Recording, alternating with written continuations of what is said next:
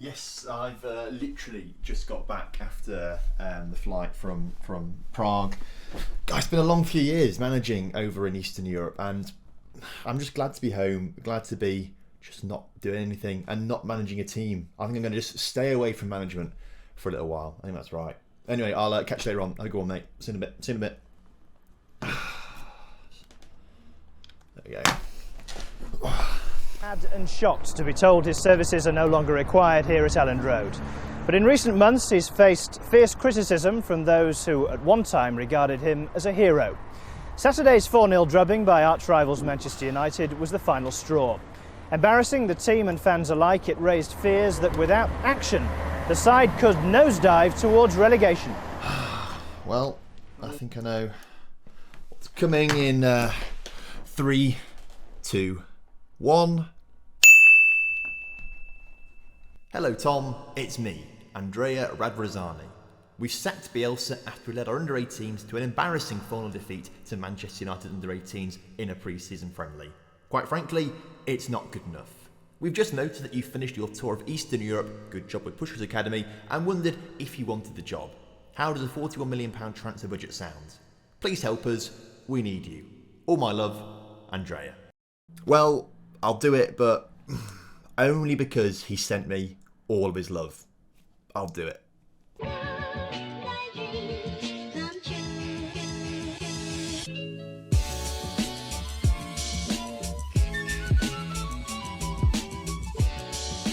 So here we are, sitting in the manager's office at Elland Road. We are the new Leeds United managers, and I cannot wait to get started here. So hello and welcome back to the TomFM channel, and welcome back to a new series that's going to take us to the very end of the FM20 life cycle and the start of that FM21 life cycle, which will probably be around the start of December when the new game comes out. So we've got basically 3 months to try and make Leeds a top quality Premier League side and take them back to the glory days of Champions League semi-finals, although hopefully we'll go a little bit further than those Champions League semi-finals. Obviously, given that this is a new series and this is the first episode of said new series, as many likes as possible on today's video would be massively appreciated. The more likes a video gets, the more it gets pushed out into the YouTube algorithm and more people get to see the video. So loads of likes would be massively appreciated. And of course, if you are new to the channel, please do consider subscribing. We are so close to 15,000 subscribers now. It would be amazing to hit that by the end of the month or so. So Tom, why are we doing a Leeds United save? Well, it seems quite simple really in my head. Obviously, the new Premier League season starts and Leeds are one of those teams promoted to the Premier League. And I want to get involved on that trend because it just seems quite exciting. I also think Leeds' transfer business has been pretty good so far. So I'm looking forward to sort of experimenting with those players, but also bringing my own players in to try and boost this Leeds United squad to be as good as it possibly can be. A lot of my football manager saves as well also focus quite heavily on youth development, and Leeds are pretty decent at youth development as well. So if you look at their facilities, for example, they have got superb training facilities, excellent youth facilities,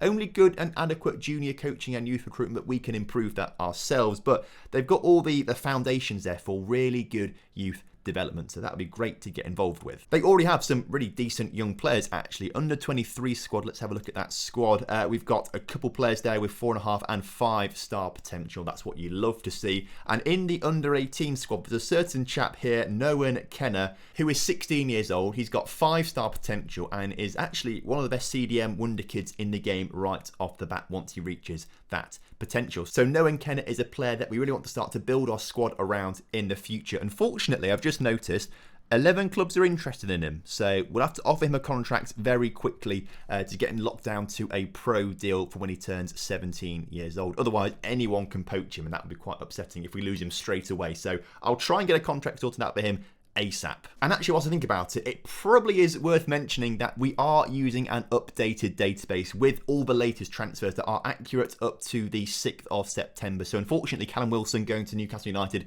isn't in this database because I got it just before that. But it is an updated database despite still saying 2019 on there. We are in the Premier League, as you can see. Premier League, if we go to the season preview, currently predicted to come 18th, so hopefully with a couple more transfers we can boost that up a little bit and get ourselves just outside the relegation zone. It's going to be a massive battle to avoid relegation this season, but I reckon we can do it with a couple more additions to the squad. Speaking of additions to the squad, as I alluded to in the introduction, we've got £41 million to spend on players. They've actually already spent £42 million, but because this is an updated database that is still in 2019 technically, this is all of last season's and this season's transfers all on one transfer page, just the way it's done basically. But if you do want this database, I will leave a link to it down in the description below to get the same one as me. So obviously in real life they've signed Rodrigo and Helder Costa for quite a bit of money. I'm not sure if any of his other ones are from this season or not. I can't say I keep up with Leeds transfers all that much, being a Lincoln City fan myself, but I know they have got Helder Costa and Rodrigo in this season. Probably means we have to focus on the back just a little bit. I know in real life they're trying to sign Josko Gvardiol and Rodrigo from Udinese, who's actually an attacking midfielder, but I'm going to try and sign those two players to try and sort of keep it realistic and try and keep with Leeds' actual transfer targets as well, so I'll try and get those players. But in the meantime, I'm going to play off camera all of pre-season, do all the transfer business, and then I'll see you in, well, for you, 3 seconds time, for me, an hour's time or so for the Leicester game. I'll update you on my transfers and hopefully we get our first win of the season.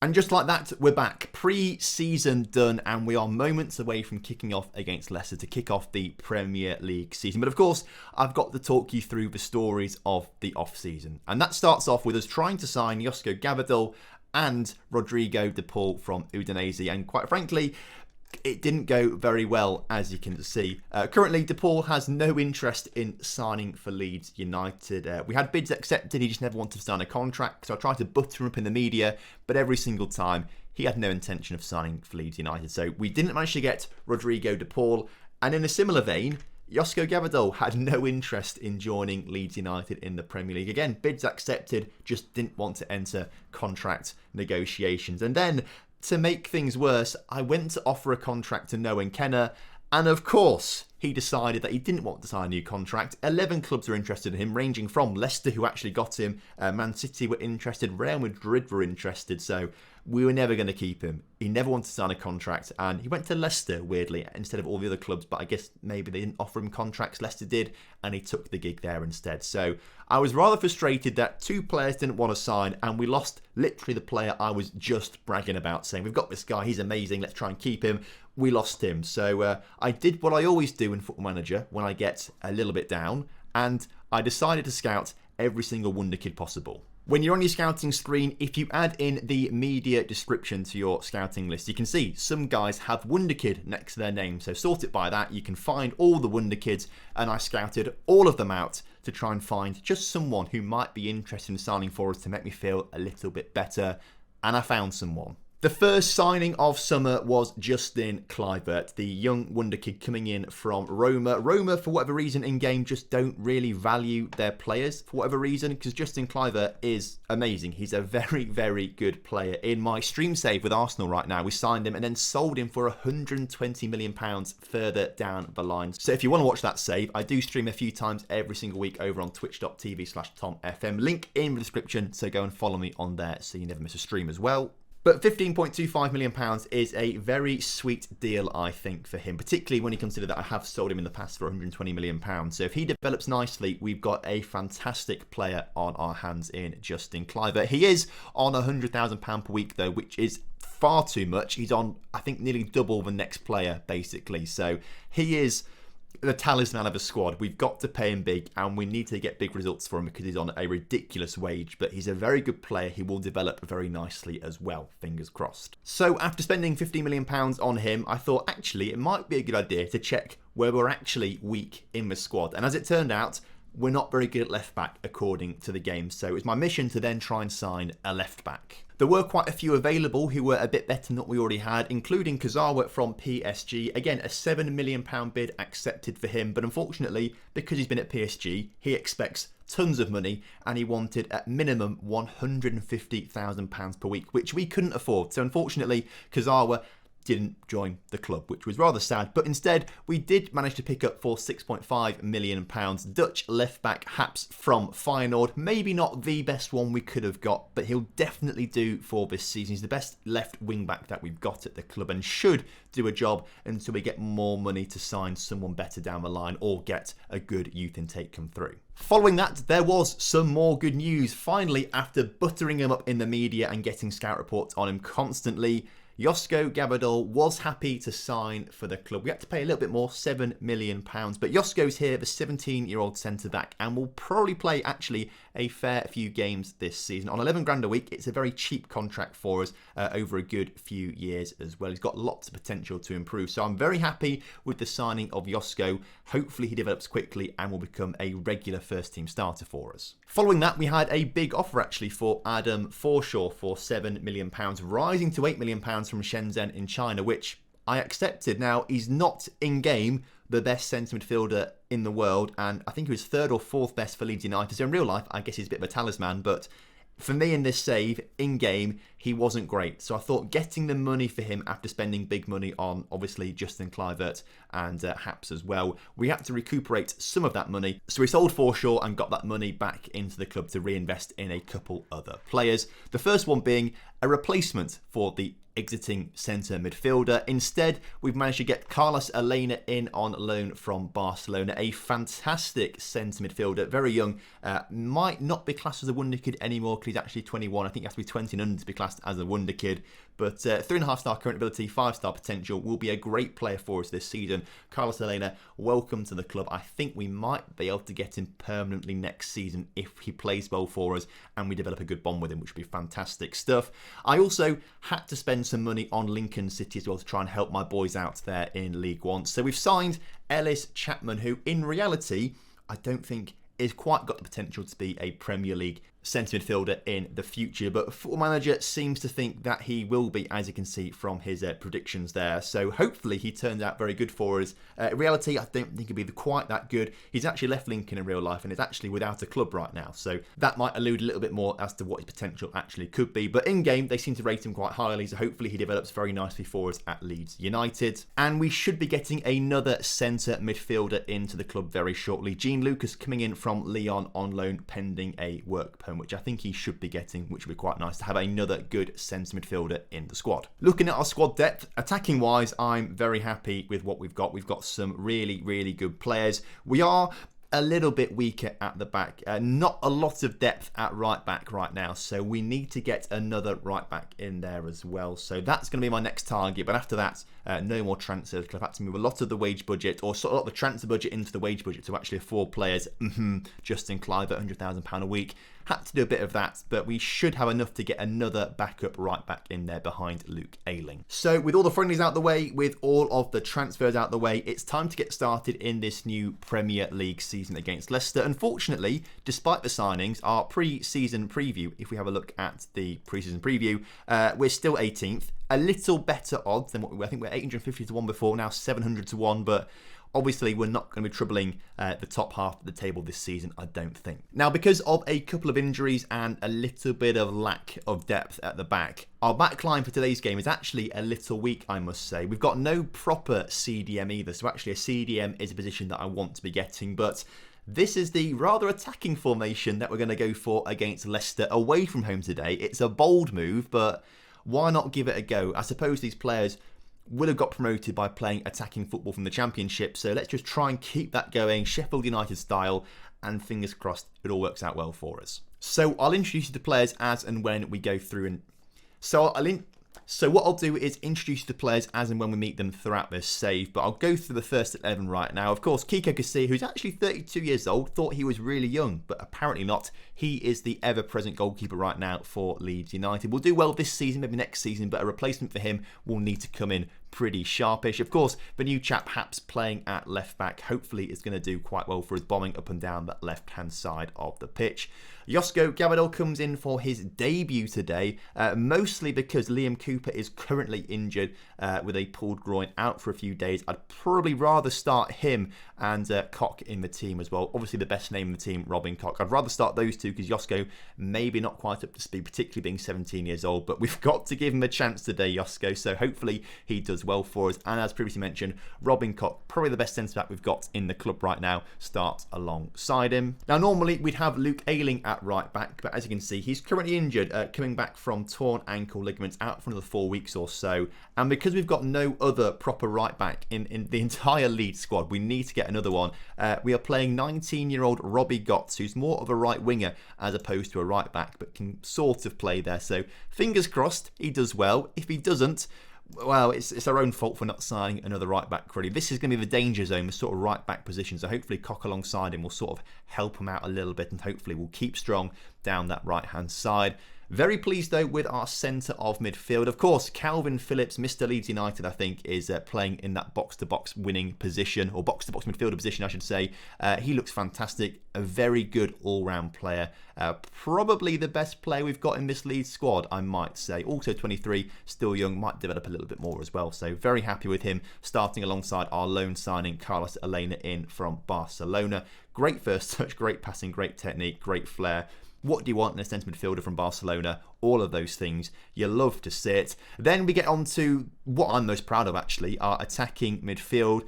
Justin Kluivert, who we didn't need to sign because we just signed Helder Costa from Wolverhampton Wanderers, but we've got him and we're going to have to play him now, aren't we, on that left wing in his preferred position, but hopefully will develop very nicely for us over the next season or so. Helder Costa, luckily, has got 2 feet and can play with 2 feet to an extent. He's an inverted winger on this right-hand side, I should say, right now. Hopefully he'll do well for us. Obviously he's more of a natural left winger, but Kluivert's taken that role, so Helder Costa will actually get a bit of game time on the right hand side because Pablo Hernandez is the most capable player that we've got to play in the attacking midfield position right now, despite being more of a right winger himself. He's getting on a little bit, 34 years old.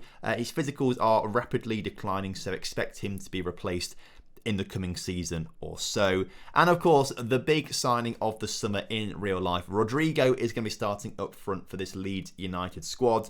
Unfortunately, his finishing is only 13, and I don't really like strikers that have low finishing because they just don't score goals for me in my system. And clearly, Rodrigo isn't much of a goal scorer himself. Got 11 goals in the league with Benfica in 2013-14. Did get 16 in the league with Valencia, but usually his returns are a lot lower than that. So hopefully he does well in the Premier League this season. So with all of that being said, it's time to get into this game against Leicester. As you can see, Liverpool have just thrashed Arsenal 5-1. So they'll be top of the table immediately.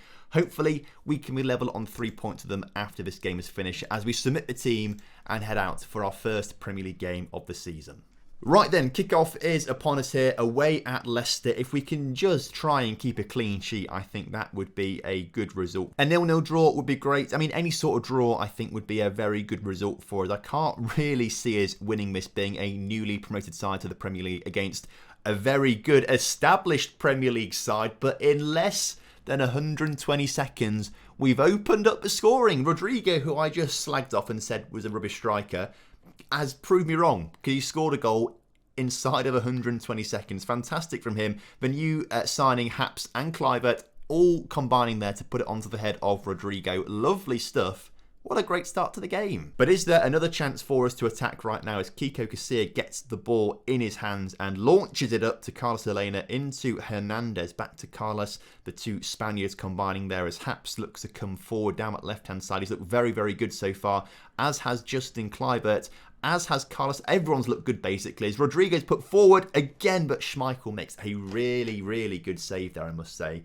Top quality keeper Schmeichel. We've got to do an awful lot to try and beat him again today. I tell you what, I might do a Leeds salute. I can feel it as Rodrigo puts it over the bar. If we have a really good performance today, I can feel it. You know, it's quite, I can feel the thump coming. Is it with your left hand or your right hand you meant to do it? I feel like there must be some sort of technique to it. I don't know. I mean, I need someone who is an expert in the Leeds salute to tell me what I should be doing with this one. Is it left or right? Is it only 3 leads you chant, or is it just 2? I don't know how you do it. Surprised it wasn't part of the job interview, to be fair. Have we got one final attack in us, though, as Justin Kluivert on the ball looks to come forward. Come on, let's get another goal just before half-time as Rodrigo is through, shoots and scores a second goal. It's happening. Leeds. Come on. You love to see it. 2-0 up just before half-time against Leicester City. What a team we're building here. What a team we're building. So as we head into the break, 2-0 up, 2 goals from Rodrigo. I've got a question for you to answer in the comment section for me. How do you think Leeds, Fulham and West Brom are going to do in the Premier League this season? Are they all going to go back down, or is one of them going to do like a Sheffield United, or are they just going to finish like mid-table, be boring, as Jamie Vardy has worried me slightly there, scoring a goal. That you hate to see that. That's not so good. And I think Haps could be to blame here. He is to blame because he literally gives it to Gabadol, who, okay, it wasn't really Haps' fault. Josko had a bit of an issue there, but he's only 17 years old, all right? He's not perfect. Hush now, little wonder kid. It's absolutely fine. Don't worry. You've made a mistake, which has now led... Is that another mistake from Josko? Let's just see this. Is this another mistake from Josko? I've done the lead salute far too early here. This is not great. It's Maddison's free kick in the middle. It is Josko. It is Josko. He misses that completely. Look, he's 17, a wonder kid. I'm going to cuddle him, all right? Cuddle him, tell him it's okay. I mean, if it was Kiko Cassie making those mistakes, I would have sacked him straight away, terminated the contract. Because it's young Josko, you've got to nurture him nicely. But ideally, we actually do want to win this game as Calvin Phillips' free kick hits the crossbar and Robin Koch gives us back the lead, not offside. So we are 3-2 up in this game. And I think it's probably sensible to switch to a park the bus formation, which I might need to change a few things about. Let's change Costa and Kluivert to wingers, so a little bit more suited to their role. Pablo Hernandez will probably have to come off for McAlmont in that CDM position. McAlmont, a young 19-year-old centre midfielder, 5-star potential, looks really, really good. This is what I mean about really good young players at Leeds United. There's a few of them we can start to build a team around for the future, particularly now that we've signed Josko Gabadol as well, which would be fantastic. I tell you what, Haps on a yellow card. Let's take him off for Barry Douglas, see how he performed. He might be a better fullback than Haps is as a wingback, so obviously depending on situations, we can then change those two players up. And although he's got 2 goals, played very well, I would love to see Patrick Bamford, the player that is always scoring goals in the Championship but never gets to the Premier League. I'd like to see him score a couple goals and prove that he actually is a Premier League striker. I mean, absolute journeyman. You know, when he's not in the Premiership, he scores plenty of goals, loads of them. When he does play in the Premiership, doesn't do anything. So you see what I mean? Similar sort of player to, is it Vidra, who used to play for Derby and like who would get promoted with loads of teams and then just stay in the Championship with someone else instead. I feel like he was one of those sort of players as well. There's a few of them. There was another really good striker. I think he played for Blackburn for quite a bit, and good shot there from Leicester. And he said Leeds, Leicester. I can't remember his name now, but he always scored plenty of goals and then just never got promoted, or got promoted but never actually stayed with the team, was sold on to other Championship clubs. There's just some players that just aren't quite Premier League level. But I tell you who is Premier League level, Leeds United. A huge 3-2 victory there over Leicester, I should say. I'm getting my Leeds and Leicester's mixed up, but you love to see it. Leeds. Come on, you love to see it. So we've stolen a narrow win over Leicester there. I don't think so. It was very, very even. We had loads more possession. It was very even on the shots. I feel like we deserved that victory ourselves. Kluivert makes his debut and obviously probably did well, as Haps, Elena and Gabadol also make their debuts, which is fantastic. 2 goals for Rodrigo as well on his debut, although in this database, is this his debut? It is his debut for Leeds. Amazing stuff. You love to see it. Well done, Rodrigo. So what an opening episode. Fantastic stuff. Next time out, I think I want to do a triple header. As we head into September, we've got Man United, Arsenal and Man City. I think they're all good games to do, and we will really test ourselves in those situations, particularly that old rivalry against Manchester United. Hopefully we get the better of them, particularly at the start of the game when they're not quite the strongest, so it gives us a good chance to maybe get a result against them. But that brings us to the very end of today's episode. Thank you ever so much for watching. Obviously, if you're here at this stage still, please do drop a like on the video for me and subscribe to the channel if you're new around here. And I will see you tomorrow for the next episode of this Leeds United save. So have a wonderful evening. I'll see you tomorrow. Have a good one. Goodbye.